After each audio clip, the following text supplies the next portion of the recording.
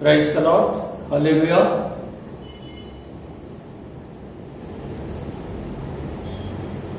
సాటిలేని దేవుడు, సర్వశక్తివంతుడు, కృపాసత్య సంపన్నుడైన మన ప్రభు అయినటువంటి యేసయ్య గారు, యేసయ్య ఘనమైన నామమునకు మహిమ కలుగును గాక. Praise the Lord. హల్లెలూయా. మన ప్రభు అయినటువంటి యేసుక్రీస్తు వారి అత్యున్నతమైనటువంటి నామములో మీ అందరికీ, ఈ వాక్యం వినిపించినటువంటి ప్రతి ఒక్కరికి ఈ దీనదాసుడు హృదయపూర్వకమైనటువంటి వందనాలు తెలియజేస్తున్నాడు. Praise the Lord. Hallelujah. Hallelujah. ప్రభు యొక్క మహాకృపను బట్టి ఈ యొక్క జూన్ నెల మూడవ పునరుద్ధాన దినమునకు మనల్ని తోడుకొని వచ్చాడు. ఆయన సన్నిధిలో ప్రభునామమును స్తుతించుకోవడానికి, ఆరాధించుకోవడానికి, ప్రభు వాక్యమును ధ్యానించుకోవడానికి అల్పురమైనటువంటి మనకు దేవుడు కృపను అనుగ్రహించాడు. Praise the Lord. హల్లెలూయా. దయచేసి తల ఉంచండి, ప్రార్థన చేసుకుందాం. అత్యున్నతమైన సింహాసనంపై ఆసీనుడవైంది, కెరూబుల చేత పరిశుద్ధులు పరిశుద్ధులు పరిశుద్ధులు మహాపరిశుద్ధులు అనుకుని ఆడపడుతున్నటువంటి గొప్ప దేవుడు మా ప్రభు యేసయ్య. నీవే సకల సృష్టికి ఆది సంభూతుడవై, సర్వ శరీరులకు దేవుడవై, సకల లోకములకు పూజార్హుడవై, కీర్తనీయుడవై, అనంత కోటి స్తోత్రార్హుడవై, కోటి సూర్యదేవు మహిమాన్వితుడవై వెలుగొందుచున్న గొప్ప దేవుడవు ప్రభు. పైన ఆకాశం ఉందే గాని, భూమి మీదనే గాని నీవు తప్ప వేరొక దేవుడు మాకు లేడు ప్రభు. మేడల మీకున్నటువంటి ప్రేమ, కృప, కనికరములను బట్టి ప్రభ, మేడల మీకున్నటువంటి దయా దాక్షిణ్యమును బట్టి, బహువాత్సల్యతను బట్టి ప్రభ, ఈ పునరుద్ధాన దినముందు నీ నామమును స్తుతించడానికి, నీ నామమును కీర్తించడానికి, మీ నామమును ఘనపరచడానికి, నీ వాక్యమును ప్రభ ప్రకటించడానికి నీవు ఇచ్చిన అద్భుతమైనటువంటి కృపను బట్టి నీకు స్తుతులు స్తోత్రాలు. యేసయ్య, ఈ దినదాసుని యొక్క స్వరమును మీ స్వాధీనములో ఉంచుకొని ఈ స్వరమును నాకు అనుగ్రహించి నీ ప్రజలకు కావలసినటువంటి వర్తమానమును మీరు అనుగ్రహించండి ప్రభ. ఈ యొక్క యూట్యూబ్ లో వర్తమానములు విన్న వారందరికీ ప్రభ ప్రత్యేకమైనటువంటి దీవెనల ఆశీర్వాదములతో వారిని, వారి కుటుంబాలను మీరు నింపండి నాయన. సమాధానం లేని వారికి సమాధానం దయచేయండి, అనారోగ్యంతో ఉన్న వారికి అద్భుతమైనటువంటి ఆరోగ్యం దయచేయండి, బలహీనముగా ఉన్న వారిని బలపరచండి ప్రభానికి స్తోత్రాలు. అడిగిన ప్రతి వారిని నీ ఆత్మచేత మీరు అభిషేకించండి ప్రభానికి స్తుతులు స్తోత్రాలు. మీరే సకల ఘనత మహిమ ప్రభావమును పొందుకునమని యేసుక్రీస్తు శ్రేష్టమైన నామమును బట్టి అడుగుచున్నాము తండ్రి. Amen. Amen. Praise the Lord. Hallelujah. ప్రభునందు ప్రియ సంగమా, దేవుని బిడ్డలారా, ఈ పునరుద్ధాన దినమందు పరిశుద్ధాత్మ దేవుడు మాతో మాట్లాడబోతున్నటువంటి ఒక మాటను గురించి మనం ధ్యానిద్దాం. అదేమనగా లోన్లీనెస్. లోన్లీనెస్ అంటే ఒంటరితనం. ఒంటరితనము ఉన్నవాళ్ళు, ఒంటరిగా ఉన్నవాళ్ళు, ఒంటరితనము కలిగిన వారు ఏ విధముగా ఉంటారు, మనం ఏ విధముగా ఉండాలి, ప్రభువును నమ్ముకున్న మనం ఏ విధముగా ఉండాలి, యేసు ప్రభు ఒంటరిగా ఉన్నప్పుడు ఏ విధముగా ఉన్నారు, ఒంటరిగా ఉన్నప్పుడు ఎటువంటి ఆశీర్వాదములు మనకు వస్తాయి, పరిశుద్ధ గ్రంథములో ఎవరు ఆశీర్వదింపబడ్డారు, ఈ పునరుద్ధాన దినమందు ఉదయకాలమున మనము నేర్చుకుందాం. Praise the Lord. హల్లెలూయా. అందరూ ప్రార్థనాపూర్వకముగా ఉండి ప్రభు మనతో మాట్లాడబోయే ప్రతి మాటను కూడా మన హృదయాలను భద్రపరుచుకొని ఆ వాక్య ప్రకారం మనము జీవిద్దాం. ఒంటరితనము చాలా భయంకరమైనది. ఒంటరితనము చాలా విచారంతో కూడి ఉన్నది. ఒంటరితనము చాలా దుఃఖముతో కూడి ఉన్నది. ఒంటరిగా ఉన్నవారు నిరాశ నిస్పృహలతో ఉంటారు. ఒంటరిగా ఉన్నవారు వారి హృదయములు చెలించిపోయి ఉంటాయి. ఒంటరిగా ఉన్నవారు నిరాశ నిస్పృహలతో ఉంటారు. ఒంటరిగా ఉన్నవారు వారు ఏం చేస్తున్నారో తెలియనటువంటి దుర్భరమైనటువంటి పరిస్థితిలో ఉంటారు. అనేక మంది ఒంటరిగా ఉన్నప్పుడు ఏమి చేయాలో దిక్కుతోచని పరిస్థితిలో వారు కృంగిపోయి మరణమైన వారు కూడా ఉన్నారు. ఎంతో మంది ఆత్మహత్యలు చేసుకుంటున్నారు ఒంటరితనాన్ని భరించలేక. మనం ఈ దినాల్లో చూస్తున్నాం. కరోనా టైంలో ఫారిన్ కంట్రీస్ లో కానీ మన ఇండియాలో కానీ అనేక మంది ఒంటరి జీవితాన్ని అనుభవిస్తూ అనేక మంది ఆత్మహత్యకు పాల్పడిన వారు చాలా మంది ఉన్నారు. ఎందుకు మానవుడు ఒంటరిగా ఉంటున్నాడు? ఇది దేవుని చిత్తమా? ఎందుకు మానవుడు ఒంటరి జీవితాన్ని అనుభవిస్తున్నాడు? ఎందుకు ఆత్మహత్యలకు పాల్పడుతున్నారు? దేవుని దృష్టికి ఎందుకు హేయముగా ప్రవర్తిస్తున్నారు?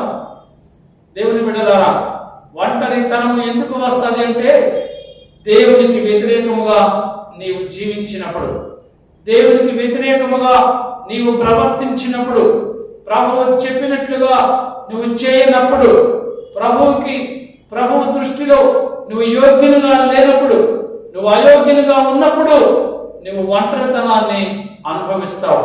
ప్రభు యొద్ద నుండి ఆ శాపాన్ని నువ్వు అనుభవిస్తావు. ఆ శాపము నీ యొద్దకు రాకుండా ఉండాలి అంటే ప్రభువు నీతో చెప్పిన మాటను నువ్వు వినాలి. నేను వినను అంటే ప్రభు అంటున్నారు, నాకు కోపం వస్తుంది అంటున్నాడు. ఆయన చెప్పినట్టు నువ్వు విన్నప్పుడే ఆయన నిన్ను, నీ కుటుంబాన్ని ఆశీర్వదిస్తాడు. ఆయన చెప్పినట్టు నువ్వు వినకుండా నా ఇష్ట ప్రకారం నేను చేస్తాను అంటే ప్రభు అంటున్నారు, నీ మీద నాకు కోపము వస్తుంది, నేను కోపడతాను, నేను శిక్షిస్తాను, నా మాట నువ్వు వినాలి అంటున్నాడు. ప్రభు చెప్పిన మాట మనం వినాలి. నో కాంప్రమైజ్, సర్దుబాట్లు ఉండవు. ప్రభు ఏది చెప్తే అది చేయాలి. Praise the lord. కయ్యూనుతో దేవుడు అంటున్నాడు, ఇదిగో నీ తమ్ముని రక్తము నేలలో నుండి నాకు మొరపెట్టుచున్నది. నీ తమ్మునికి నువ్వు అన్యాయముగా నీ తమ్ముడు హేబేలును చంపావు, నువ్వు దేశ దిమ్మమైపోతావు. ఏ మానవుడు కూడా నీతో మాట్లాడు, నువ్వు దేశ దిమ్మమైపోతావు అని దేవుడు కయ్యూనుతో చెప్పాడు. ఎందుకు చెప్పాడు దేవుడు?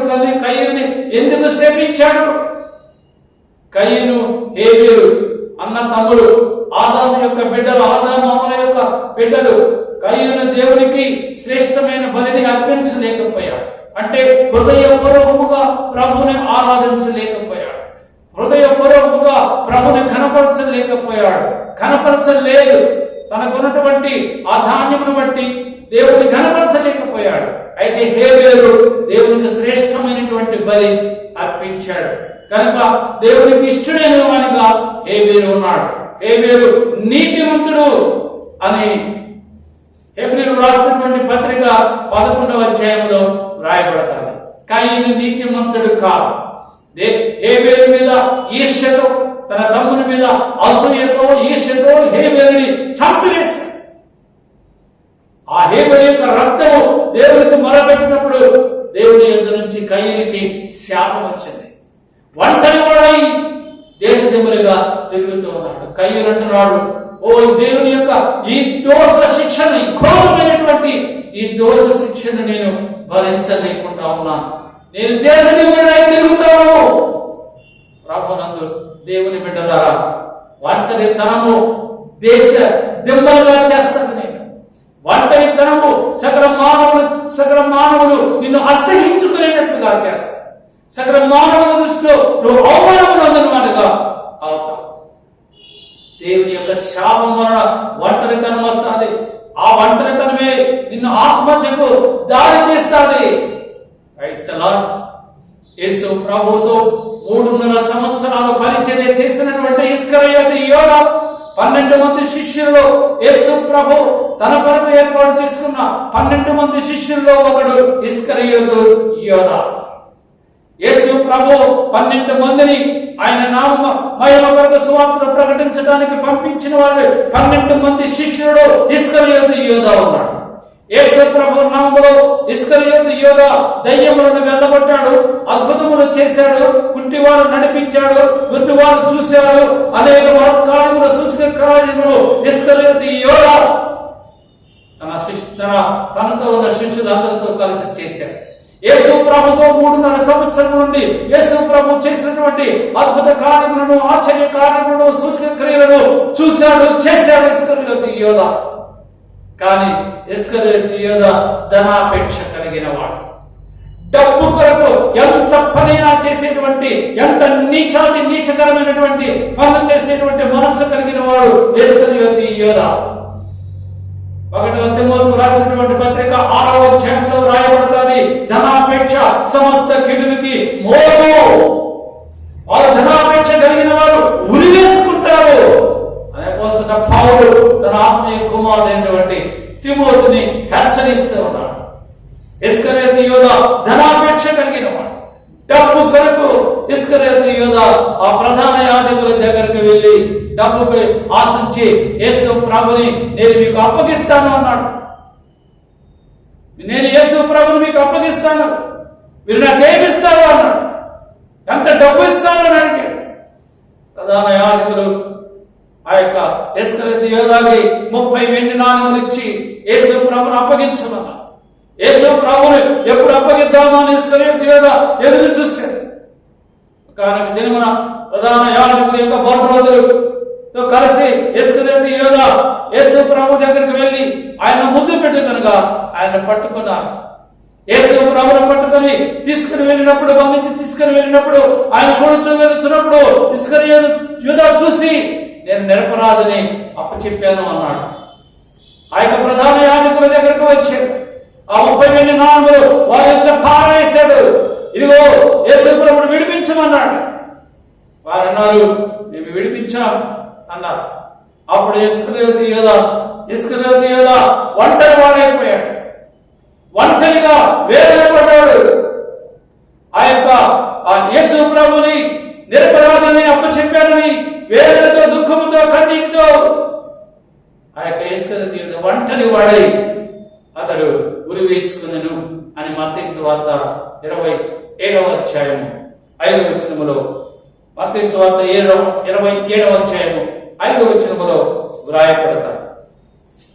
ఆ 30 వెండి నాణెములు దేవాలయంలో పారవేసి 30 వెండి నాణెములు దేవాలయంలో పారవేసి పోయి ఉరి పెట్టుకుని అపోస్తలుడైన పేతురు అయితే అపోస్తలుల కార్యములు 1వ అధ్యాయంలో అపోస్తలుడు పేతురు అంటున్నాడు, అతడు వేలాడదీయబడి నడుము బ్రద్దలైపోయింది అన్నాడు. ఎంత భయంకరమైన జీవితం! యేసు ప్రభువుకు వ్యతిరేకముగా జీవిస్తే, ప్రభువుకు వ్యతిరేకమైనటువంటి కార్యములు జీవిస్తే నీవు ఆత్మహత్య చేసుకోవాల్సిందే. ఈ పరిస్థితి మహాభయంకరమైనటువంటి పరిస్థితి. దావీదు మహారాజు అంటున్నాడు 102వ కీర్తన 1వ వచనం నుంచి 11వ వచనంలో దావీదు మహారాజు ప్రభుతో మొరపెడుతున్నాడు.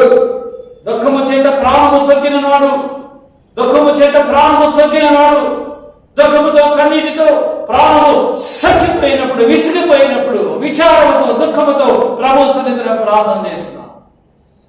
దేవా యెహోవా, నేను శ్రమలో ఉన్నాను, నేను ఒంటరి వాడునై ఉన్నాను, నాకెవరు లేనిప్పుడు నేను శ్రమలో ఉన్నాను. పొగ ఎగిరిపోవునట్టుగా నా దినములు తరిగిపోతున్నాయి. పొగ ఏ విధముగా ఎగిరిపోతాడో, అది ఎగిరిపోయిన తర్వాత తరిగిపోతాడో, అది కనిపించకుండా పోతాడో, అలా అదే విధముగా నా దినములు తరిగిపోతున్నాయి. మహాఎండ వేడుకలో ఎండిపోయినటువంటి గడ్డిలాగా నా హృదయము ఎండిపోతున్నది ప్రభువా. దావీదు ఒంటరి అయి ప్రభు సన్నిధిలో ప్రార్థన చేస్తా. నా హృదయం ఎండిపోతుంది, నా హృదయంలో జీవము లేదు, నా హృదయంలో సమాధానము లేదు, నా హృదయంలో సంతోషము లేదు. గడ్డి ఎండిపోయినట్లుగా నా హృదయము ఎండిపోతుంది. భోజనము చేయుట నేను మర్చిపోయాను, భోజనము చేయుట నేను మర్చిపోయాను. రాత్రి వేళ మెలకువగా ఉండి ఇంటి మీద ఒంటిగా ఉన్నటువంటి పిచ్చుక వలె నేను ఉన్నాను దేవా.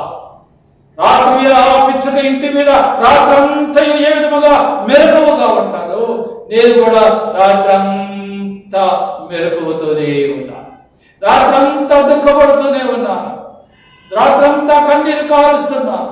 నా పానీయంలో నా కన్నీళ్లు కరుపుకొని నేను త్రాగుతున్నాను. ఎంత భయంకరమైనటువంటి పరిస్థితి! ఎంత వేదనలో దావీదు మొరపెడుచున్నాడు. నా దినములు సాగిపోయిన నీడవలే ఉన్నాయి, నా దినములు సాగిపోయిన నీడవలే ఉన్నాయి. నేను బూడిదను భోజనము చేస్తున్నాను. దేవుని బిడ్డలారా, ప్రభు వాక్యమును వినిచినటువంటి దేవుని బిడ్డలారా, ఒంటరి బ్రతుకు ఎంత భయంకరంగా ఉంటారో ఆలోచించు. ఒంటరి బ్రతుకు ఎంత దీనమైనటువంటి స్థితిలో ఉంటారో ఆలోచించు. ప్రభువు చెప్పిన మాట వినకుండా, ప్రభువు చెప్పిన ఆజ్ఞను పాటించకుండా, నీ ఇష్టం వచ్చినట్టు నా ఇష్టమును అంటే ప్రభు అంటున్నాడు, నా కోపం వస్తుంది అంటున్నాడు. నా కోపం వస్తాను, నీ ఇష్టం కాదు, నా ఇష్టం ప్రకారం నువ్వు చేస్తేనే నేను నిన్ను ఆశీర్వదిస్తాను. దేవుని బిడ్డలైనటువంటి మనల్ని ప్రభువు నిన్ను నీ కుటుంబాన్ని ఆశీర్వదించి నీకు మంచి ఉద్యోగం ఇచ్చి నీకు మంచి ఐశ్వర్యం ఇచ్చి నీకు మంచి స్టేటస్ ఇచ్చి అధికారం ఇచ్చి హోదా ఇస్తే నీవు ప్రభు అందు భయభక్తులు లేనివాడమై ప్రభుని నిర్లక్ష్యము పెట్టి ప్రభు నీతో మాట్లాడినప్పుడు ఆ మాటకు అవిధేయుడై నీకు సొంత భార్య బిడ్డలున్నప్పుడు నీవు పరాయి స్త్రీతో అక్రమ సంబంధం పెట్టుకొని నా ఇష్ట ప్రకారం నేను జీవిస్తానంటే ప్రభు అంటున్నాడు అది కూడదని నీతో చెప్తున్నాడు, అది నాకు అసహ్యమని నీతో చెప్తున్నాడు, వ్యభిచరింపవద్దని ప్రభు మనతో మాట్లాడుతున్నాడు. అయినప్పటికీ ప్రభు నీతో చెప్పినప్పటికీ నేను ఆ విధంగా చేస్తే నేను చేస్తాను అంటుంటే ప్రభు అంటున్నాడు నా కోపం వస్తుంది అంటున్నాడు, నేను కోపడతాను అంటున్నాడు, నీకు పక్షవాతం కలుగుతుంది అంటే నేను శిక్షిస్తానంటున్నాడు. ఆయన నిన్ను శిక్షిస్తే పక్షవాతం నువ్వు మంచం మీద అనుకుంటే నీకెవరు పరిచయం చేస్తారు, నిన్నెవరు ఆదరిస్తారు, నిన్నెవరు కనికరిస్తారు? అప్పటి వరకు నిన్ను ప్రేమించిన నీ భార్య నిన్ను ప్రేమిస్తారా? ఒకవేళ ప్రేమించినప్పటికీ ఆ ప్రేమ నీకు ఏదో ఆ ప్రేమను బట్టి నువ్వు దినదినము కృంగిపోతావు. నీ భార్యకు నువ్వు చేసినటువంటి అన్యాయాన్ని నువ్వు క్షణము జ్ఞాపకం చేసుకుని నువ్వు కృంగిపోతావు. ఆ మానశయ మీద నువ్వు పడుతున్నప్పుడు ఎవరు నిన్ను ఆదుకుంటా? నీ తల్లిదండ్రులా, నీ సహోదరులా, నీ కుమార్తెలా, నీ అల్లుల్లా, నీ భార్య, నీ బిడ్డలా? దిక్కు లేని వాడవై భయంకరమైనటువంటి హేయ స్థితిని అనుభవించవలసిన పరిస్థితి. ఆ దినమున నువ్వు ఆ పడక మీద పడుండి దేవా యేసయ్యా ప్రభువును కరుణించు అంటే ప్రభు అంటున్నాడు నా కుమారుడా నీకు అనేక సార్లు నీకు చెప్పాను, అనేక సార్లు నిన్ను హెచ్చరించాను, నీ భార్య ద్వారా నిన్ను హెచ్చరించాను, దైవ సేవకుల ద్వారా నిన్ను హెచ్చరించాను, సహోదరుల ద్వారా నిన్ను హెచ్చరించాను. అయినా నువ్వు నా మాటను లక్ష్యం చేయలేదు, నువ్వు నా మాట లక్ష్యం చేయలేదు. కయ్యను వంటి దోష శిక్ష నీకు వస్తాడు. అది నీకు ఇష్టమా? ఇష్టమా? నిన్ను శిక్షించాలని ప్రభువుకి ఇష్టం లేదు. తన బిడ్డల ఒంటరిగా ఉంది, నా బిడ్డల ఒంటరిగా ఉంది, శిక్ష అనుభవించాలని ప్రభు అనుకోడు. ప్రభు ఎప్పుడూ కూడా మనం బాగుండాలని, మనం ఆశీర్వదించబడాలని, మనము దీవించబడాలని, మనము సంతోషంగా ఉండాలని, మన బిడ్డలు మన కుటుంబము అందరూ ఏక మనసుతో సంతోషంగా ఆనందంగా సమాధానంగా దీవించబడిన వారిగా మనం ఉండాలని ప్రభు ఆశపడుతున్నాడు. కనుకనే ప్రభు మన ప్రతిసారి ప్రతి దినము ప్రతి రోజు హెచ్చరిస్తూనే ఉన్నాడు. కానీ మనం ప్రభు హెచ్చరికలను త్రోసివేస్తూ ఉన్నాం. దేవుని బిడ్డ, ప్రభువు నిన్ను ప్రేమిస్తున్నాడు, ఆయన నిన్ను కనికరిస్తున్నాడు. మన ప్రభు దయ కలిగిన దేవుడు, జాలి కలిగిన దేవుడు, కృప కలిగిన దేవుడు, కరుణ కలిగినటువంటి దేవుడు, ఆయన బహువాక్షణ చూపించినటువంటి దేవుడు మన ప్రభు అయినటువంటి యేసయ్య. అటువంటి యేసయ్యను కలిగి ఉన్న నీవు ఈ క్షణం నుంచైనా నీ దోషముల నిమిత్తమై, నీ పాపముల నిమిత్తమై, నీ అతిక్రమణ నిమిత్తమై ఆయన సన్నిధిలో ప్రార్థన చేయి, మోకరించు, చెడుని అసహించుకో. ఎవరుడా నీ ఎవరేచ్ఛ నుంచి పాలుగో అంటున్నాడు అపోస్తలుడైనటువంటి పౌలు తిమోతితో మాట్లాడుతున్నాడు. ఎవరుడా నీ ఎవరేచ్ఛ నుంచి పాలుగోమని అంటున్నాడు. ప్రభువుకి ఇష్టమైనటువంటి కార్యములు చేస్తారని ప్రభు సన్నిధిలో నువ్వు ప్రార్థన చేస్తే శపించబడినటువంటి ఈ యొక్క జీవితాల నుంచి నీకు ప్రభు అద్భుతమైనటువంటి ఆశీర్వదింపబడినటువంటి జీవితాన్ని ప్రభు నీకు అనుగ్రహిస్తాడు. భార్యతో సమాధానం లేదా, భర్తతో సమాధానం లేదా, బిడ్డలతో సమాధానం లేదా, తల్లిదండ్రులతో సమాధానం లేదా, నీ స్నేహితులతో సమాధానం లేదా, ఈ క్షణమండి నీ భార్యతో నువ్వు సమాధానం, నీ పాపమును బట్టి, నీ దోషమును బట్టి నీ భార్యతో సమాధానం పడు. ప్రభు సన్నిధిలో ప్రార్థన చేయండి. నీ భర్తతో నీకు సమాధానం లేదా, ఇప్పుడే సమాధానం పడు. ప్రభు సన్నిధిలో భార్య భర్త ఇద్దరు మోకరించి ప్రార్థన చేయండి. కన్నీరు కార్చండి. ప్రభు మీ ప్రార్థన ఆలకించి మీకు సమాధానం దయచేస్తారు. మీలో ఉన్న ప్రతి బలహీనతలో యేసు ప్రభు తన రక్తము చేత కడిగి మిమ్మల్ని పరిశుద్ధులుగా చేసి ప్రతి పాపంలో భూస్థాపనం చేస్తారు. పునరుద్ధానము పరిశుద్ధాత్మ దేవుడు మనతో మాట్లాడుతున్నాడు.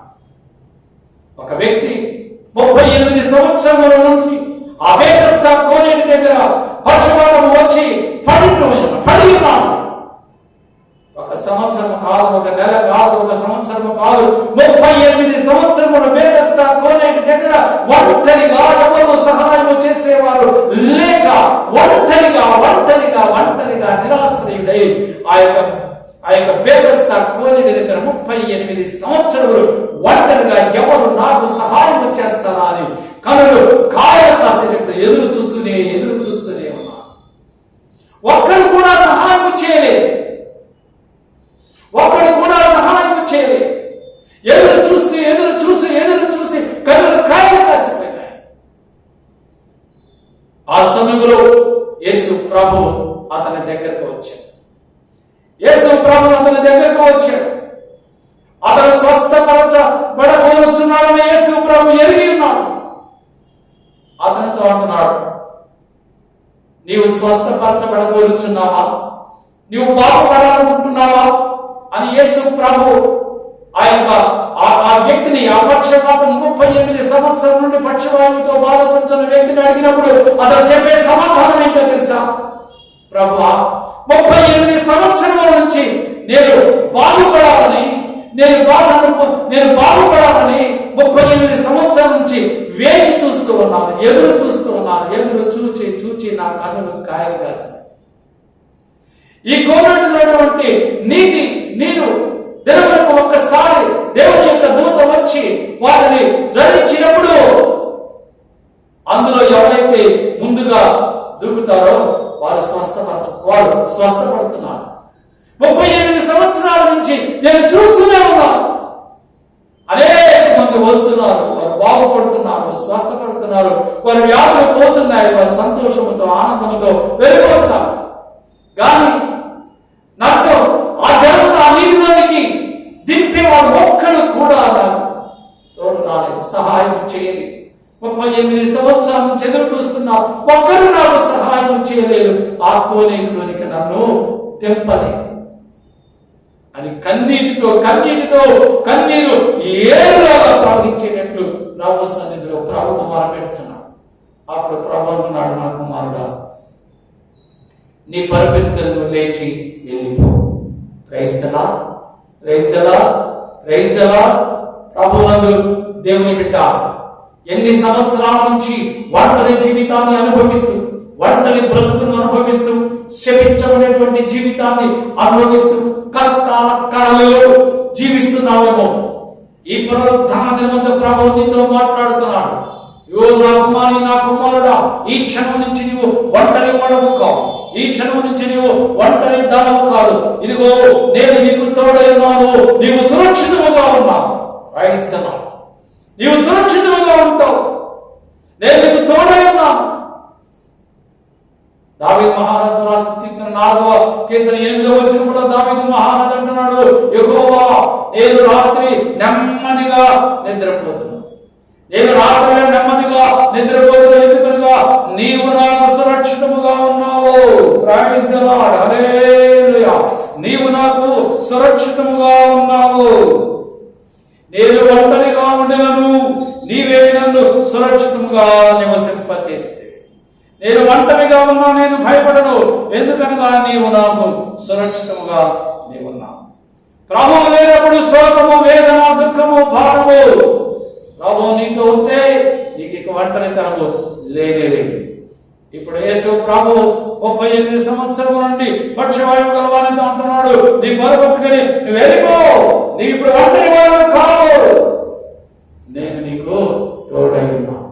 నా రక్షణ నీకు తోడై ఉన్నది, నా రక్షణ నీకు తోడుగా ఉన్నది, నా ఆత్మ నీకు తోడుగా ఉన్నది.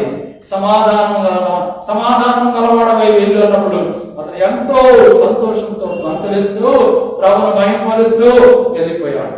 Praise the Lord. ప్రభువునందు ప్రియమైన సహోదరి సహోదరుడా, నీవు ఒంటరిగా ఉన్నప్పుడు నీవు చేయవలసిన పని ఏంటి తెలుసా? నీవేం చేయాలో నీకు తెలుసా? నీవు ఒంటరిగా ఉన్నప్పుడు నువ్వు చేయవలసినది నీ దేవుడైనటువంటి యేసయ్య సన్నిధిలో నువ్వు ప్రార్థన చేయాలి. ప్రభు సన్నిధిలో ఒంటరిగా నువ్వు ప్రార్థన చేసినప్పుడు ప్రభు నీ ప్రార్థన ఆలకిస్తాడు. యేసు ప్రభు ఈ లోకములో ఉన్నప్పుడు ఆయన ఒంటరిగా ప్రార్థన చేశాడు. లూకా సువార్త 6వ అధ్యాయము 12వ వచనం రాయబడుతుంది. ఆ దినములందు యేసు ప్రభు కొండకు వెళ్ళి ఆ రాత్రంతయు ఒంటరిగా గడిపాను. ఒంటరిగా ప్రభు సన్నిధిలో గడిపాడు. ఒంటరిగా ప్రార్థన చేశాడు. వాక్సువార్త 1వ అధ్యాయము 35వ వచనంలో రాయబడుతుంది. అపోస్తలుడైనటువంటి మార్కు అంటున్నాడు, ప్రభువు ఆ దినములలో జనసమూహము వెళ్ళిపోయిన తర్వాత ఆయన ఒంటరిగా కొండకు వెళ్ళి అరణ్య ప్రదేశములకు వెళ్ళి ప్రార్థన చేశాడు. ప్రభు ఒంటరిగా ప్రార్థన చేశాడు. యేసు ప్రభు బాప్తిస్మం పొందుకున్న తర్వాత అపవాదిని జయించడానికి అరణ్యములకు వెళ్ళి 40 దినములు 40 పగలు 40 రాత్రులు ఒంటరిగా తండ్రికి విజ్ఞాపన చేస్తూనే ఉన్నాడు. తండ్రికి ప్రార్థన చేస్తూ ఉన్నాడు. అపవాదిని జయించడానికి, లోకాన్ని జయించడానికి, శరీర క్రియలను జయించడానికి ఓ ప్రభు తండ్రి సన్నిధిలో ప్రార్థన చేశాడు. అపవాదిని జయించాడు, లోకమును జయించాడు. తండ్రి నామములో ఎన్నో అద్భుతాలు ఆశ్చర్య క్రియలు చేశాడు యేసు ప్రభు.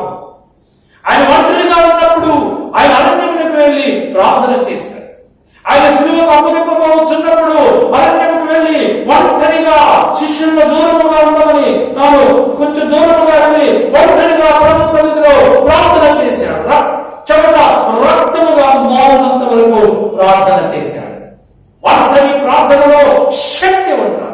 ఒంటరి ప్రార్థనలో బలం ఉన్నది. ఒంటరి ప్రార్థనలో ఆశీర్వాదం ఉన్నది. ఒంటరి ప్రార్థనలో ధైర్యం ఉన్నది. దీవెనలు ఉన్నాయి, ఆశీర్వాదాలు ఉన్నాయి. మన ప్రార్థన ప్రభు ఆనందిస్తాడు. ఒంటరిగా ప్రార్థన చేసినప్పుడు, ప్రభు ప్రార్థన చేసినప్పుడు తండ్రి అయిన దేవుడు యేసయ్య ప్రార్థనను ఆనందించాడు. దేవుని యొక్క దూత లోకం నుంచి దిగి వచ్చి ప్రభువుని బలపరచెను అని లేఖనాలలో రాయబడతారు. నువ్వు ఒంటరిగా ఉన్నావని నిరాశపడద్దు, నిరుత్సాహపడద్దు. నీ దేవుడైన యేసయ్య నీకు తోడుగా ఉన్నాడు. ప్రార్థన ఒంటరిగా నువ్వు చేయాలి. ఎలాగా చేయాలి? మన ప్రభువైనటువంటి యేసయ్య ఈ లోకములో ఉన్నప్పుడు మత్తయి సువార్త 6వ అధ్యాయము 6వ వచనం రాయబడుతుంది. నీవు ప్రార్థన చేయనప్పుడు నీ గదిలోనికి వెళ్ళి తలుపు వేసి రహస్యమందున్నటువంటి నీ తండ్రికి ప్రార్థన చేయము. అప్పుడు రహస్యమందు చూచు నీ తండ్రి నీకు ప్రతిఫలము ఇచ్చును. క్రైస్తవా, ప్రతిఫలము ఎప్పుడు వస్తుంది? నీ ప్రార్థనకు జవాబు ఎప్పుడు వస్తుంది? నీవు నీ గదిలోనికి వెళ్ళి నీవు తలుపేసుకొని ఒంటరిగా రహస్యమందున్నటువంటి ప్రభువుకు నువ్వు ప్రార్థన చేయి. అప్పుడు ప్రభు నీ ప్రార్థన ఆలకిస్తాడు. నీ ప్రార్థనకు జవాబిస్తాడు. నీకు ఎటువంటి డిస్టర్బెన్స్ ఉండదు. ఎటువంటి డిస్టర్బెన్స్ కూడా ఉండదు. ఎవరు నిన్ను ఆటంకపరచరు. నీ ఒక్కడివే నీ హృదయానుసారంగా, నీ హృదయమునకు తృప్తి కలిగినట్లుగా, నీ హృదయమునకు సమాధానము కలిగినట్లుగా, నీ హృదయమునకు ఆనందము కలిగినట్లుగా, నీ హృదయంలో ప్రభు సన్నిధిలో ఆయన పాదముల యొద్ద నువ్వు కృమ్మరిస్తావు. నీ హృదయాన్ని కృమ్మరిస్తావు. ఒంటరిగా ప్రభు సన్నిధిలో రహస్యముగా ప్రార్థన చేసినప్పుడు తృప్తికరమైనటువంటి ప్రార్థన చేస్తావు, ఆశీర్వాదకరమైనటువంటి ప్రార్థన చేస్తావు. ఆ ప్రార్థనని ప్రభు ఆలకిస్తాడు. ఆ ప్రార్థనకు ప్రభు జవాబిస్తాడు. నీకేం కావాలో, నీ కుటుంబానికి ఏం కావాలో, నీ బిడ్డలకు ఏం కావాలో, నీ భార్యకి ఏం కావాలో, నీ భర్తకి ఏం కావాలో, నీ తల్లిదండ్రులకు ఏమి కావాలో, నీ అత్తమామలకు ఏమి కావాలో, నీ సహోదరులకు ఏమి కావాలో, నీ స్నేహితులకు ఏమి కావాలో, నీవు ప్రభు సన్నిధిలో నీ హృదయాన్ని కృమ్మరించాలి. ఆయన పాదముల మీద కృమ్మరించినప్పుడు ప్రభు నీ ప్రార్థన ఆలకించి నీ ప్రార్థనకు జవాబిస్తాడు. నువ్వేమి కావాలనుకుంటున్నావో, ఏమి కోరుకుంటున్నావో అడుగుడి మీకు ఇవ్వబడును అన్నాడు. నువ్వు అడిగినదల్లా ప్రభు ఇస్తాడు. ఎందుకనగా మన ప్రభువుకు సాధ్యమైనది లేదు. భూమియు ఆకాశము ఆయనది, సకల సృష్టికి ఆయనే ఆది సంభూతుడై ఉన్నాడు. క్రైస్తవా, హల్లెలూయా. ప్రతి ఉదయం కూడా నువ్వు ప్రభు సన్నిధిలో ప్రార్థన చేయాలి. ప్రతి ఉదయం చేయి. ఆ దినము నువ్వు చేయబోతున్నటువంటి ప్రతి కార్యం ప్రభు సన్నిధిలో పెట్టాడు. ఆ కార్యాన్ని ప్రభు నెరవేరుస్తాడు. ప్రతి సాయంత్రము కూడా ప్రభు సన్నిధిలో ప్రార్థన చేయండి. ప్రభువా, ఈ దినమంతా నువ్వు నాకు ఎంతో మేలు చేసావు, ఉపకారం చేశావు. ఆయన చేసినటువంటి ప్రతి కార్యము నిమిత్తమై ప్రభు సన్నిధిలో ప్రభు కృతజ్ఞత అవస్థలు చెల్లించే సాయంకాలం ఉదయకాలమున ఆ దినమున నీవు చేయబోతున్న కార్యములన్నీ ప్రభుకు విజ్ఞాపన చేయి. సాయంకాలమున ప్రభు చేసిన అద్భుతాలన్నిటికీ నువ్వు కృతజ్ఞత అవస్థలు చెల్లించు. వేస్తున్నా ప్రార్థన, ఒంటరి ప్రార్థన నీకు ఆశీర్వాదాన్ని ఇస్తాను. ఒంటరి ప్రార్థన నీలో ఉన్నటువంటి భయమును తీసివేస్తాడు. ఒంటరి ప్రార్థన నీలో ఉన్నటువంటి కలవరాలను తీసివేస్తాడు. ఒంటరి ప్రార్థన నీకు సమాధానం ఇస్తుంది. సహోదరి సహోదరుడా, ఒంటరి ప్రార్థన నీకు ఆశీర్వాదం ఇస్తాడు. నీకు ఆశీర్వాదం కావాలంటే, నీకు సమాధానం కావాలంటే నువ్వు ఒంటరిగా ప్రార్థనలో ప్రభువుతో పోరాడు. పోరాటంతో కూడిన ప్రార్థన, పట్టుదలతో కూడిన ప్రార్థన. ప్రభువా, నువ్వు ఆశీర్వదిస్తేనే కానీ నేను నిన్ను విడవలేనటువంటి ప్రార్థన. ప్రభువా, నువ్వు ఆశీర్వదిస్తేనే, నువ్వు నాకు జవాబిస్తేనే, నువ్వు నాతో మాట్లాడితేనే, నువ్వు నా దర్శనం చూపిస్తేనే ఈ ప్రార్థన నేను విరమిస్తాను ప్రభువా అని ప్రభు సన్నిధిలో నువ్వు ప్రార్థన చేయాలి. అప్పుడే నీకు ఆశీర్వాదం వస్తాడు. దేవుడు యాకోబుతో మాట్లాడుతున్నాడు. యాకోబు, నీ కలిగినదంతా నువ్వు తీసుకొని నీ భార్యను, నీ బిడ్డలను, నీ యొక్క ఆస్తిని, నీ సంపదను, నీ గొర్రెలను, నీ యొక్క వంటలను, గాయాలను, నీకు ఈ సమస్తములను తీసుకొని ఇదిగో నీ పితరుల దేశానికి వెళ్ళమన్నాడు. నువ్వు ఎక్కడి నుంచి అయితే వచ్చావో తిరిగి అక్కడికి మళ్ళా నువ్వు వెళ్ళు అంటే యాకోబు తనకున్నదంతయు తీసుకుని తన భార్య బిడ్డలతో, తన పరిచారకులతో, తన సేవకులతో, తనకున్నటువంటి గొర్రెలను, తనకున్నటువంటి గాడిదలను, ఒంటెలను, సమస్త ఐశ్వర్యములు తీసుకుని ఆ కనాను దేశానికి యాకోబు బయలుదేరాడు. యాకోబు వెలుచు ఉన్నప్పుడు యాకోబుకు వర్తమానం వస్తుంది. ఇదిగో నీ సహోదరుడు ఏశావు 400 మందిని తీసుకొని నీకు ఎదురుగా వస్తున్నాడు అని సమాచారం అందింది. ఆ వార్త విన్న వెంటనే యాకోబు భయపడిపోయాడు. యాకోబు కలవరపడిపోయాడు. యాకోబు భయభ్రాంతుడయ్యాడు. నా సహోదరునికి నేను చేసినటువంటి కీడును బట్టి నా సహోదరుడు నన్ను చంపడానికి, నా భార్యను, నా బిడ్డలను చంపడానికి, నన్ను చంపడానికి, నా ఆశ్రయమును తీసుకువెళ్ళడానికి నా సహోదరుడు వస్తున్నాడని భయపడిపోయి తన యొక్క పని వారితో, తన యొక్క సేవకులతో అంటున్నాడు, తన భార్య బిడ్డలతో అంటున్నాడు, తనకున్నటువంటి సంపదన అంతటిని తన సేవకులకు ఇచ్చి, తన భార్య బిడ్డలకి ఇచ్చి వారిని పంపివేసి ఎబ్బోగు రేవుని దాటింపచేశాడు. ఆ ఏరు అద్దరికి వెళ్ళిపోయేటట్టు చేశాడు యాకోబు. రాత్రి అయింది, వారందరూ వెళ్ళిపోయారు. యాకోబు ఒక్కడే ఒంటరిగా మిగిలిపోయాడు. మిగిలిపోయి యాకోబు నిద్రపోవడం లేదు. యాకోబు ఇప్పుడు ఒంటరిగా ఉండిపోయి రాత్రి వేళ ప్రభు సన్నిధిలో ప్రభుతో ప్రార్థన చేస్తూ ఉన్నాడు. ప్రభుకు విజ్ఞాపన చేస్తూ ఉన్నాడు. ప్రార్థనలో పోరాటము చేస్తూ ఉన్నాడు. నా సహోదరుని నుండి కాపాడమని ప్రార్థన చేస్తూ ఉన్నాడు. నా యొక్క భార్యను, నా బిడ్డలను, నా సంపదలను, నా సేవకులను, నా సహోదరుడైనటువంటి అపవాది నుంచి రక్షించమని ప్రార్థన చేస్తూ ఉన్నాడు. రాత్రంతా ప్రార్థన చేశాడు. తెల్లవారుచున్నది.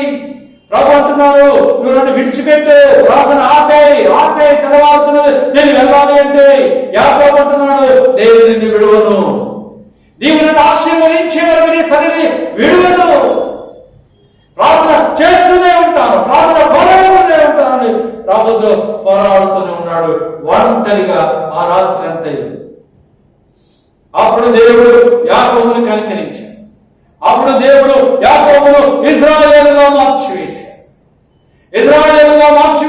యాకోబును ఆశీర్వదించాడు. ఆశీర్వాద ఫలము తీసుకొని, ఆశీర్వాద వచనము తీసుకొని, ఆ ఆశీర్వాద ప్రమాణ వాగ్దానము తీసుకొని దేవుని యొద్ద నుండి యాకోబు బయలుదేరి వెళ్ళిపోయాడు. ఇదిగో చంపడానికి వస్తున్నానటువంటి సహోదరుడైన ఏశావు పరుగును వచ్చి యాకోబును కౌగిలించుకొని ముద్దాడి ప్రేమించాడు. క్రైస్తవా హల్లెలూయా. ప్రేమ ప్రేమ సమాధానం అనిస్తుంది. ఒంటరి ప్రార్థన ప్రేమని పుట్టిస్తుంది. ఒంటరి ప్రార్థన సమాధానం కలుగజేస్తుంది. ఒంటరి ప్రార్థన స్నేహాన్ని కలుగజేస్తుంది. ఒంటరి ప్రార్థన ఆప్యాయతను కలుగజేస్తుంది. అది ఒంటరిగా ప్రార్థనలో ఉన్నటువంటి అద్భుతమైనటువంటి దీవెన, ఆశీర్వాదం. అటువంటి ఆశీర్వాదముల దీవెనలు నీకు కావాలి అంటే దేవుని బిడ్డ ప్రభు సన్నిధిలో ఒంటరిగా నీవు గదిలోనికి వెళ్ళి తలుపు వేసుకుని నువ్వు ప్రార్థన చేయాలి. అప్పుడు ప్రభు యొద్ద నుండి ఆశీర్వాదాలు పొందుతావు. ఒంటరిగా ఉన్నప్పుడు నువ్వేం చేయాలి? ఒంటరిగా ఉన్నప్పుడు ప్రార్థన చేయాలి. మరి నువ్వు ఒంటరిగా ఉన్నప్పుడు మరి ఇంకేం చేయాలి? మరొక విషయాన్ని ధ్యానించుకుందాం. యేసు ప్రభు ఈ లోకంలో ఉన్నప్పుడు యోహాను సువార్త 4వ అధ్యాయంలో 14వ వచనంలో ప్రభు అంటున్నాడు, ఆ సమరయ స్త్రీతో ప్రభు అంటున్నారు, ఈ నీళ్ళు ఈ బావిలో నీళ్ళు కాదు కానీ నేనిచ్చు నీళ్లు త్రాగువాడు మరి ఎన్నటికి దప్పికొనడు అన్నాడు. ఆ సమరయ స్త్రీతో చెప్తున్నాడు, ఈ బావిలో నీళ్లు త్రాగేవాడు మరి వెంటనే వారికి దాహం అవుతుంది, కానీ నేనిచ్చే నీళ్ళు త్రాగేవాడికి మరి ఎప్పటికి కూడా వారు దప్పికొనరు అన్నాడు. అప్పుడు ఆ సమరయ స్త్రీ అంటుంది ప్రభుత్వాన్ని, ప్రభువా అట్లయితే ఆ నీరు నాకు ఇవ్వు, ఆ నీరు నాకు ఇచ్చే, నేను దప్పికొనకుండా. ఎందుకంటే మా ఊరు నుంచి, మా గ్రామం నుంచి, ఆ సమరయ గ్రామం నుండి ఇక్కడికి రావడానికి ఎంతో దూరం నేను ప్రతిరోజు వచ్చి ఎక్కడి నుంచి అక్కడికి నీళ్లు మోసుకుని పోవడం ఇది చాలా భారమైనటువంటి పని. కనుక నీవు ఆ నీళ్లు నాకు ఇస్తే నాకెప్పుడు దాహం అవదు, నువ్వు నాకు ఆ నీళ్ళు ఇవ్వు అని ఆ సమరయ స్త్రీ ప్రభువుని అడిగింది. ప్రభు అంటున్నాడు, అమ్మా నీకు తప్పకుండా ఇస్తాను. అయితే నీ పెనిమిటిని నువ్వు తీసుకురా, నీ భర్తను నా దగ్గర తీసుకురా, వెళ్ళి నీ భర్తను కూడా నా దగ్గరకు తీసుకొస్తే అప్పుడు నీకు ఈ నీళ్లు నీకు ఇస్తానన్నాడు. అప్పుడు ఆ సమరయ స్త్రీ అంటుంది, అయ్యా నాకు పెనిమిటి లేదు, నాకు భర్త లేడు, నేను ఒంటరిదానినే అన్నదప్పుడు ప్రభు అంటున్నాడు, అమ్మా నీకు 5 భర్తలు ఉన్నారు, ఇప్పుడు ఒకడున్నాడు, వాడు కూడా నీ భర్త కాడు.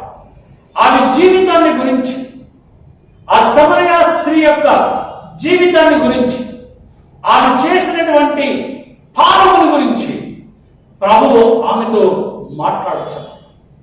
ఈ పాపము నీలో ఉన్నంత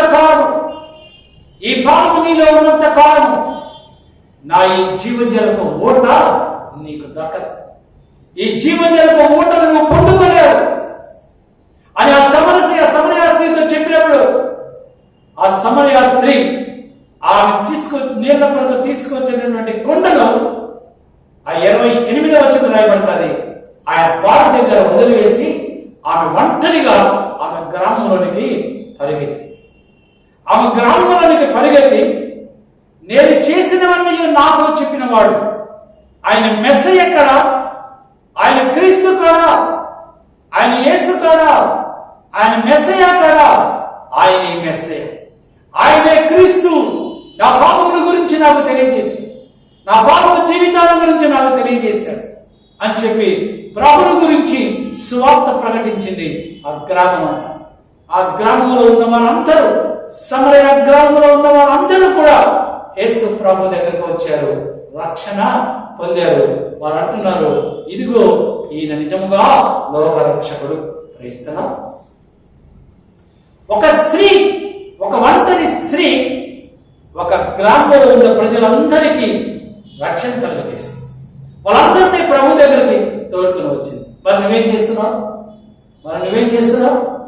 క్రైస్తవ ఒంటరిగా ఉన్న నీవు ఏం చేస్తున్నావు? ప్రభుకి అయిష్టమైనటువంటి కార్యములు చేస్తున్నావా?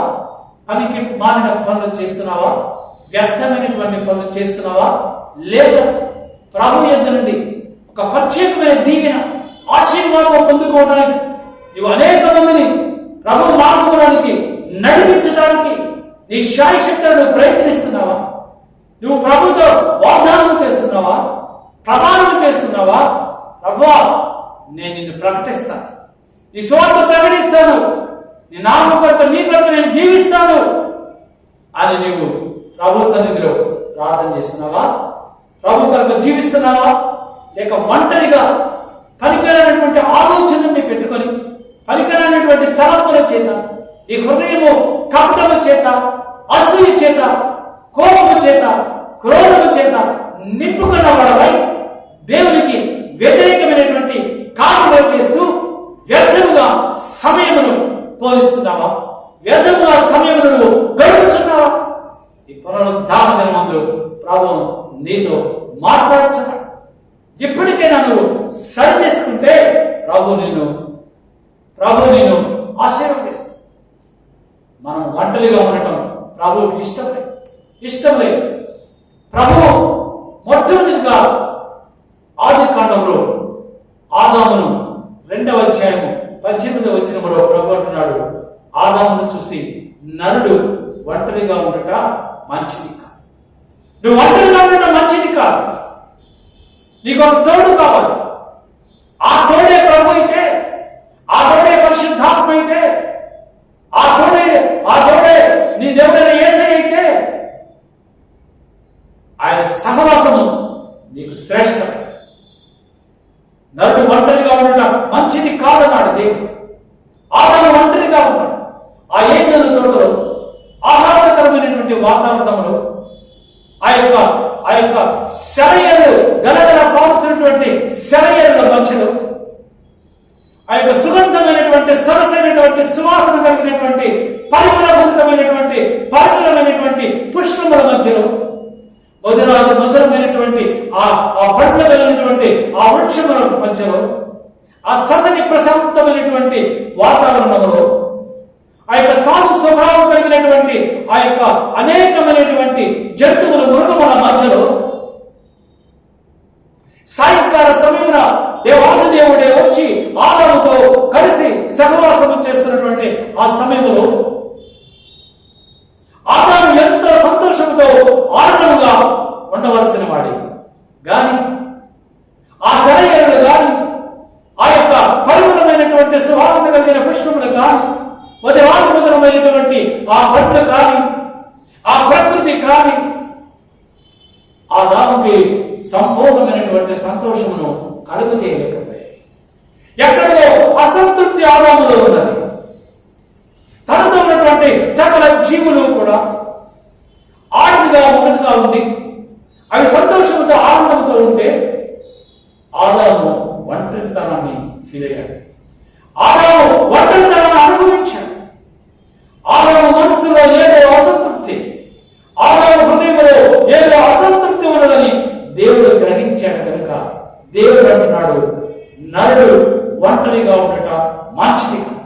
ఆదాము ఒంటరిగా ఉండట మంచిది కాదని ఆదాముకు గాఢ నిద్ర కలుగచేసి అతని ప్రక్క టెంపులో నుంచి ఒక స్త్రీని చేసి ఆదాముకు ఇచ్చినప్పుడు ఆదాము అంటున్నాడు, ఈమె నా ఎముకలు ఒక ఎముక, నా శరీరములు ఒక భాగము, ఈమె నా భార్య అని ఆదాము సంతోషించాడు, ఆనందించాడు, గంతులు వేశాడు.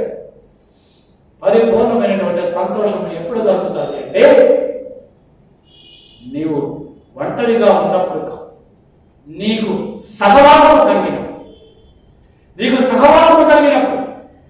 దేవుని బిడ్డ, నీకు సహవాసం కావాలి. నీ కుటుంబ సభ్యులతో సహవాసం కావాలి. నీ భార్యతో, నీ బిడ్డలతో, నీ పిల్లలతో, నీ తల్లిదండ్రులతో, నీ అత్తమామలతో, నీ స్నేహితులతో, నీ బంధువులతో నీవు సహవాసం కలిగినప్పుడు నీకు సంపూర్ణమైనటువంటి సంతోషము, ఆనందము కలుగుతుంది.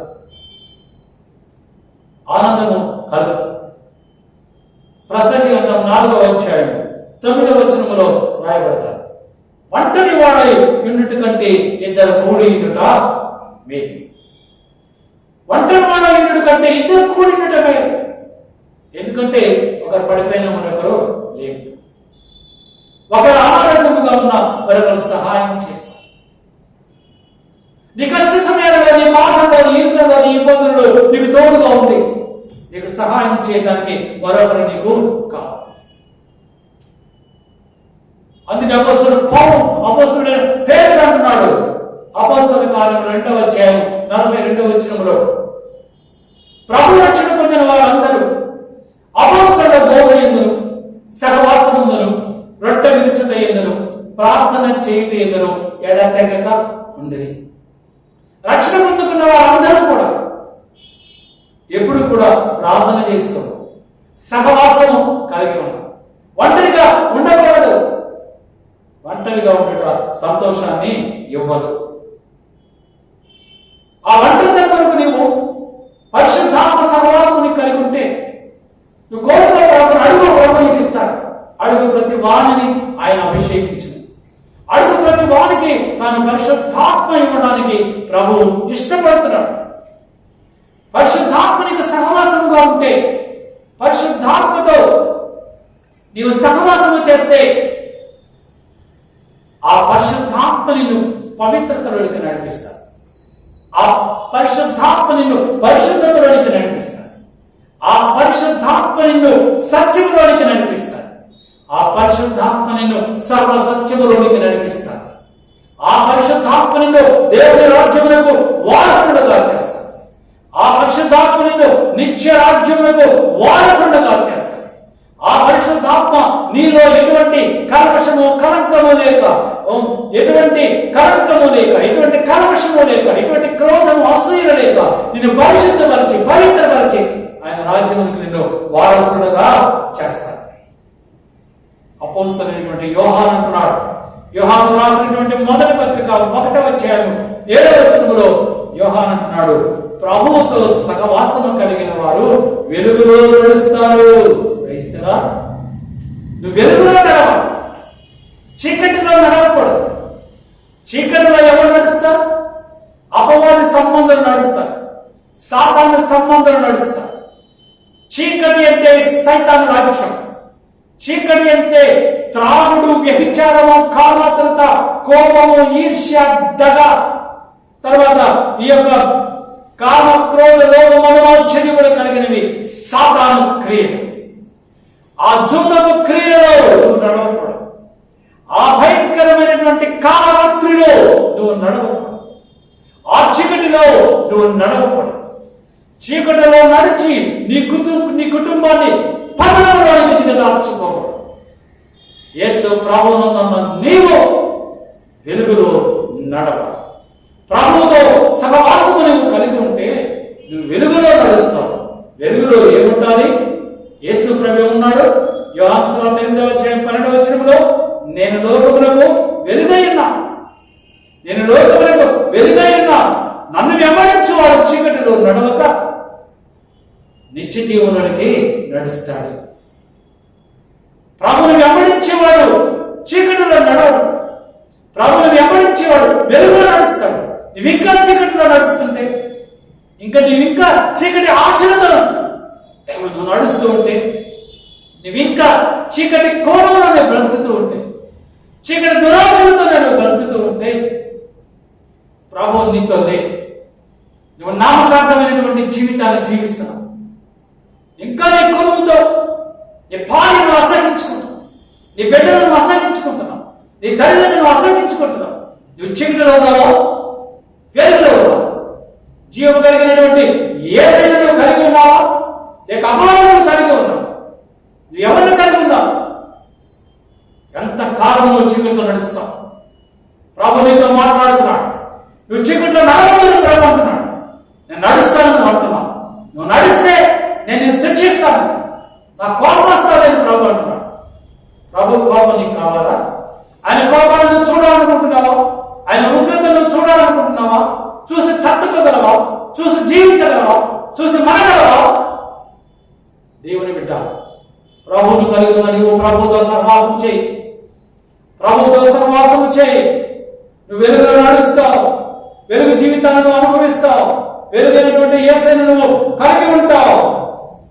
అప్పుడు యేసు రక్తము నీలో ఉన్న ప్రతి పాపమును కూడా కడిగి వేసి నిన్ను పవిత్రులుగా చేస్తా. యోహాను రాసినటువంటి మొదటి పత్రిక 1వ అధ్యాయం 7వ వచనంలో చెప్పిన మాట, ప్రభువుతో సహవాసము కలిగిన వారు వెలుగులో నడుస్తారు. అప్పుడు యేసు రక్తము ప్రతి పాపము నుంచి వారిని పవిత్రులుగా చేస్తారు. పవిత్రమైన జీవితం, పరిశుద్ధమైనటువంటి జీవితం యేసు ప్రభుకి ఎంతో ఇష్టకరమైనది, ఎంతో ఇష్టకరమైనది. ఆయన మనల్ని ప్రేమిస్తున్నాడు. ప్రభు మనల్ని ప్రేమిస్తున్నాడు, మన ఆదరిస్తున్నాడు, మన కనికరిస్తున్నాడు. మన పాపముల నుంచి ఆయన మనకి విముక్తి దయచేస్తున్నాడు. మన కొరకు, మన పాపముల కొరకు ఆయన కలువరి శిలువలో ఆయన రక్తము కార్చాడు. ఆ రక్తమే ఆయన్ని వెంబడిస్తున్న వారి పాపములను కడిగి వేస్తాడు. ఇప్పటికైనా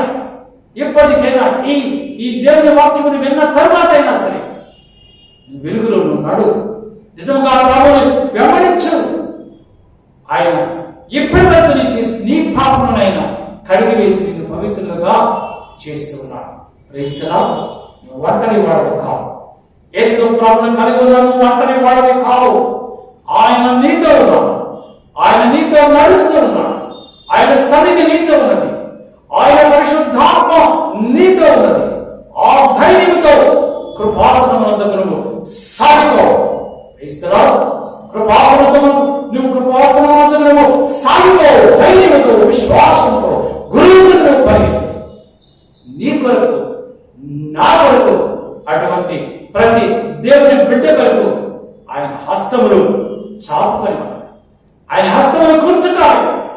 ఆయన నిన్ను నన్ను కౌలించుకుంటున్నాడు, ముద్దాడుతున్నాడు. ఆయన ప్రేమిస్తున్నాడు. ప్రేమిస్తారా? హల్లెలూయా. దేవుని బిడ్డ, ప్రభు నీతో ఉన్నాడు, ఆయన నీకు తోడై ఉన్నాడు, ఆయన సురక్షితంగా నిన్ను కాపాడుతాడని, ఆయన ఒంటరిగా గదిలో ఆయన దగ్గర ప్రార్థన చేయాలని, ఆయన ఇద్దరు ఆశీర్వాదాలు పొందుకోవాలని ఈ పునరుద్ధాన దినమందు దేవుడు నీతో నాతో మాట్లాడాడు. తలవంచని ప్రార్థన చేసుకున్నాం. సకల ఆశీర్వాదములు మాకు అనుగ్రహించుచున్న మా ప్రభువా యేసయ్యా, ఈ పునరుద్ధాన దినమందు నిదాసన ముఖాంతరం నుండి నువ్వు మాట్లాడినటువంటి ప్రతి లేఖనమును బట్టి నీకు స్తుతులు స్తోత్రాలు దేవా. మా యేసయ్యా, నా బిడ్డలారా, నేను చెప్పినట్లుగా మీరు చేయండి. నా మాటకు లోబడి మీరు జీవించండి. నేను మిమ్మల్ని ఒంటరిగా విడవను, నేను మిమ్మల్ని అనాథులుగా విడవను. నేను మీకు తోడై ఉంటాను, నిన్ను విడవను, నేను నిన్ను ఎడబాయను అని నా వాగ్దానాన్ని మీ ఎడలు నెరవేర్చుకుంటాను. నేను మీకు తోడై ఉంటాను, నేను మిమ్మల్ని ఆశీర్వదిస్తాను, నేను మిమ్మల్ని నా రాజ్యంలో వారసులుగా చేస్తాను అని ప్రభువా నువ్వు మాతో మాట్లాడావు. ఆ వాక్యంలో మా హృదయంలో భద్రపరుచుకొని వాక్య ప్రకారం జీవించేటువంటి కృప తల్లిని మాకు దయచేయి ప్రభువా అని ప్రతి ఒక్కరూ కూడా మీరు ప్రార్థన చేయండి ప్రభువా. అటు ప్రార్థన చేసేటువంటి కృప నీ బిడ్డలందరికీ మీరు అనుగ్రహించి మీరే సకల ఘనత మహిమ ప్రభావం పొందుకునమని యేసు పరిశుద్ధ నామమును బట్టి అడుగుచున్నాము తండ్రి. ఆమేన్, ఆమేన్. మన పరమ తండ్రి దేవుని ప్రేమయు, మన ప్రభువు రక్షకుడైన యేసుక్రీస్తు వారి యొక్క కృపారక్షణ, పరిశుద్ధాత్మ దేవుని యొక్క అన్యోన్య సహవాసము సన్నిధి ఈ యూట్యూబ్ ద్వారా ప్రభు వాక్యమును విన్న వారందరికీ, వాక్యమును ప్రకటించినటువంటి దైవజనులకు వారి కుటుంబములకు, ఈ మైక్ ద్వారా వాక్యమును విన్న వారందరికీ, లోకములో ఉన్న సకల పరిశుద్ధులకు ఇప్పుడును ప్రభు రాకడ పర్యంతము సదాకాలము తోడైండును గాక. Amen, amen, amen, amen. Praise the Lord. ఈ సంగమా దేవుని బిడ్డలారా, మా కొరకు, మా కుటుంబం కొరకు మీ అందరి ప్రార్థనలో జ్ఞాపకం తీసుకుని ప్రార్థన చేయండి. Praise the lord.